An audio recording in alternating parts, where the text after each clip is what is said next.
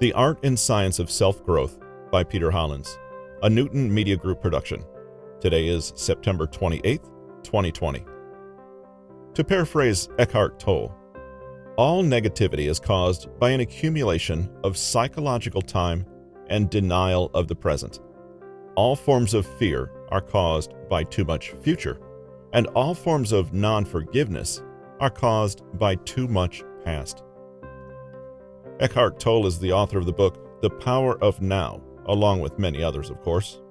And in today's episode from The Art of Intentional Thinking, Master Your Mindset, Control and Choose Your Thoughts, Create Mental Habits to Fulfill Your Potential by Peter Hollins, we delve into having the mindset of the present by studying some of Eckhart Tolle's philosophy.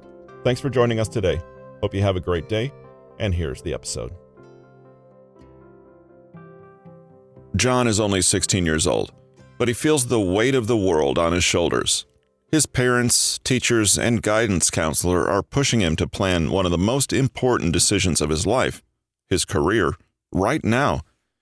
He doesn't know what job will make him happy. He doesn't know how much money he needs to earn.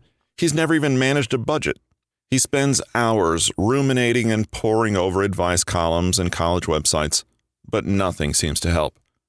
He's positive that he needs to go to college, but for what? Should he take a risk on a more interesting but lower-paying career? Or should he choose a path with better pay and more job security? Would he be happy if he chose the latter option? What if he chose the former option and the lower pay left him desperate? What if a good school wouldn't even accept him? Would that mar his chances for life? He's worried. Very worried, and not much is helping his anxiety. He spends so much time worrying about his future, trying to figure out the rest of his life, that he starts losing his grasp on what's happening around him. He's stopped talking to most of his friends, and he rarely accepts invitations anymore.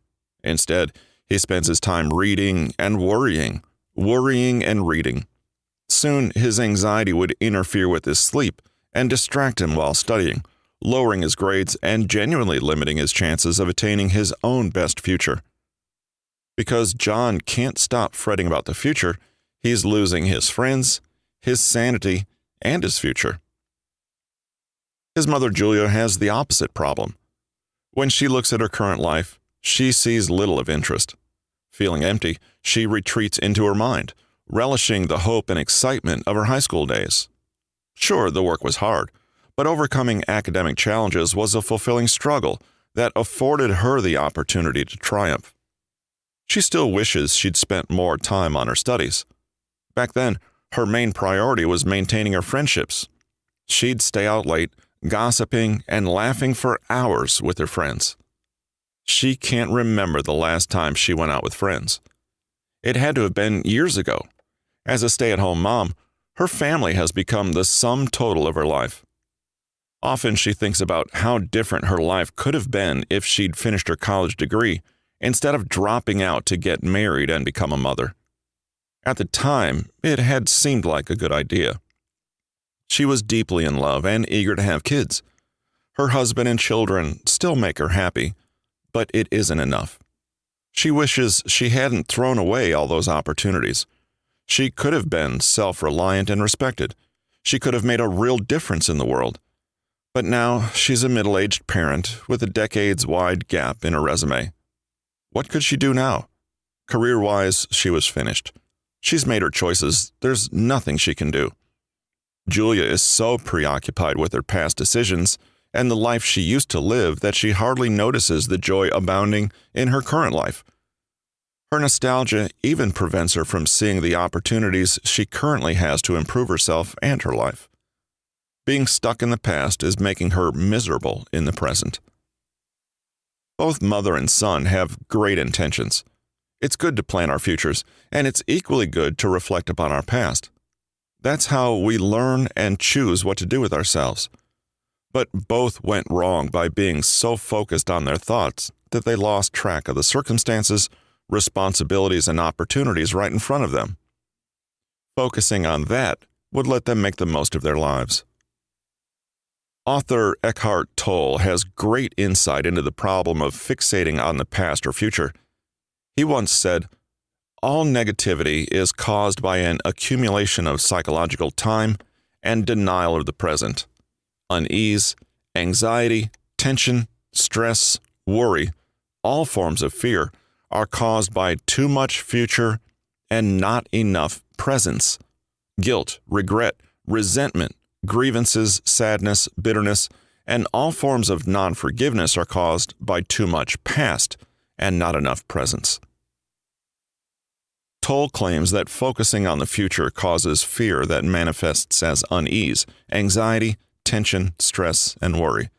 In other words, fears about what could happen stress us out. Thinking about the future to solve problems turns bad when fear becomes stronger than hope. Fear becomes a problem when, for whatever reason, we can't easily find a satisfying conclusion. In an ideal world, we would admit that we can't predict or control things and wait to see what happens. But instead, we worry. And worrying produces stress, which releases cortisone and adrenaline in our bodies, leading to higher levels of baseline anxiety and the tight, stiff muscles that come with it. The real pickle is that when we feel bad mentally and physically, like we do when we're stressed, it becomes even harder to solve our problems. This amplifies our stress and our worries, leading to a vicious self-destructive cycle that keeps us firmly fixated on the future and the horrible outcomes we fear. Conversely, when we fixate on our failures, whether it's insulting a kid in second grade, failing our driver's test, or a real mistake like committing a felony, we are failing to forgive ourselves. We're focusing on what we did in the past, on the people we used to be, rather than on who and what we are now. People learn from their mistakes. Improving over time is a good thing, and we can't do that unless we mess up first, but too often, we identify with our guilt and shame. We think our worst decisions define our character. The past, along with everything we've done, is gone. It can't be changed. It can only be accepted. We cannot allow it to linger, dominating our lives and moods with negativity. Forgiving ourselves, others, and the world is essential, but Tolle mentions another ingredient for avoiding the negative emotions that erupt when we're immersed in the wrong time: presence. Forgiveness allows us to focus on the present more easily, but what other steps can we take to be more present? Moving beyond the past. Contemplating our mishaps has a certain allure. Unlike present actions, the outcomes of which we can't yet know, the past is resolved. We know the outcome of each action. We've lived through it. We know the emotions and consequences that erupted from our decisions, and we can no longer do anything to fix those mistakes. This powerlessness can feel liberating because it frees us of the responsibility to act. We've already made our choice. It's said and done, and relief comes with that sense of finality. If nothing else, it's a stark and comforting contrast to the uncertainty of the future. In a way, it's safer to ponder mistakes and wonder what could have happened if we'd acted differently than to make a decision and act in the present, when more failure may lurk around the bend. But lingering on the past is a massive waste of time and energy because the present is all we have. We don't live in the past or the future, but in the now. We can't take paths we've missed in the past, and we can't know what our current choices will bring until our futures become our present. We can only try our best and make the smartest decisions we can. Anything else is impossible, and holding anyone to impossible standards only invites regret, anger, bitterness, resentment, and hatred of yourself, other people, and the hand of fate alike. The first step toward breaking this destructive habit is asking yourself why you're stuck in the past. What emotion is making you return to the past? Do you feel guilty about something you did? Do you regret something you didn't do? Are you resentful about old wounds? Are you bitter that opportunities were taken from you? Pinpoint your grievance, accept that it can't be changed, and forgive everyone, including yourself, for being imperfect. People make mistakes. While mistakes are frustrating, their existence is inevitable.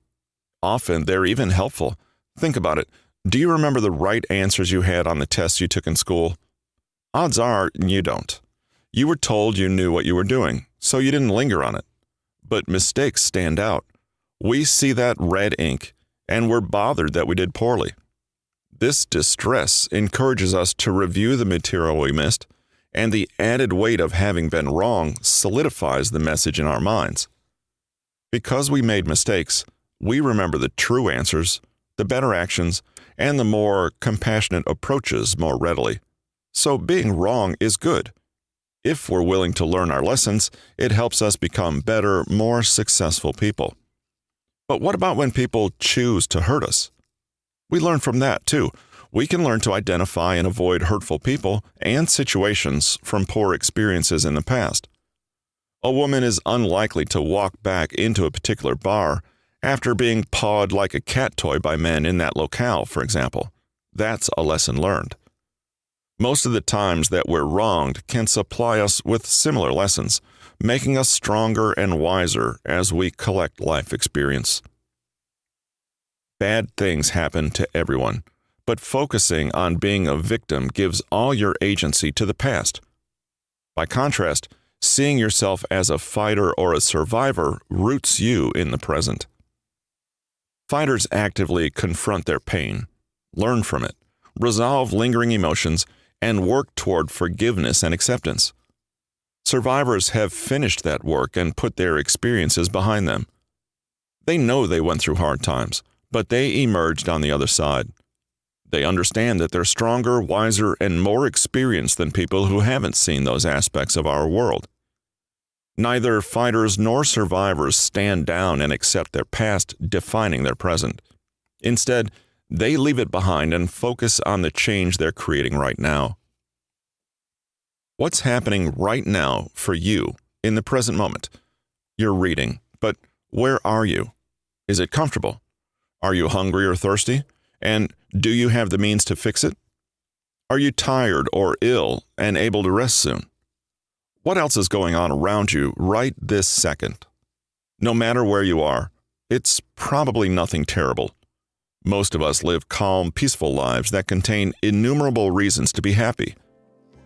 As humans, we're prone to lingering on the few bad moments in every day and getting stuck on errors and disappointments we experienced. But the present moment? That's usually pretty good.